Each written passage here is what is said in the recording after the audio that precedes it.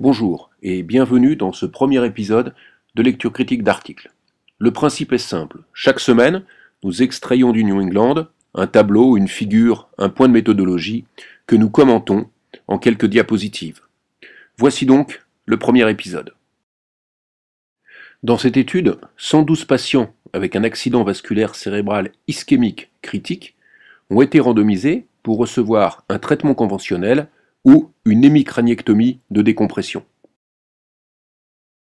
Voici la figure qui présente les résultats principaux de cette étude. Comment s'appelle ce type de figure?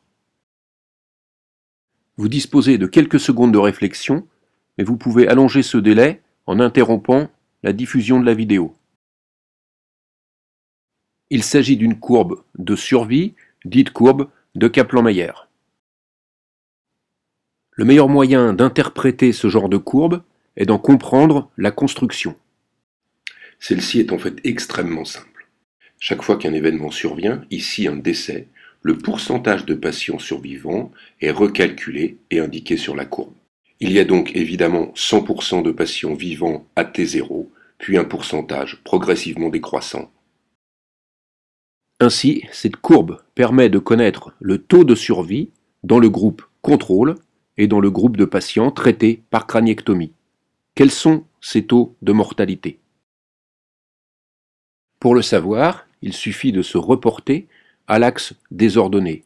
Dans le groupe de patients traités par hémicraniectomie, la survie est de 52%. Dans le groupe contrôle, elle est de 25%.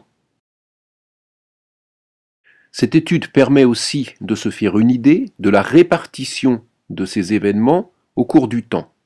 Ainsi, elle permet de savoir à quelle période survient le maximum de mortalité dans cette étude. La reproduction de l'axe désordonné, le temps sur la courbe, montre que l'essentiel de la mortalité est survenu pendant le premier mois. Est-ce que cela permet de conclure à la supériorité du traitement par craniectomie par rapport au traitement conventionnel? Bien non, cette courbe ne le permet pas. Par contre, le texte donne le petit p, qui est inférieur à 0,05 et qui permet de conclure à la supériorité de l'hémicraniectomie en comparaison au traitement conventionnel dans cette étude.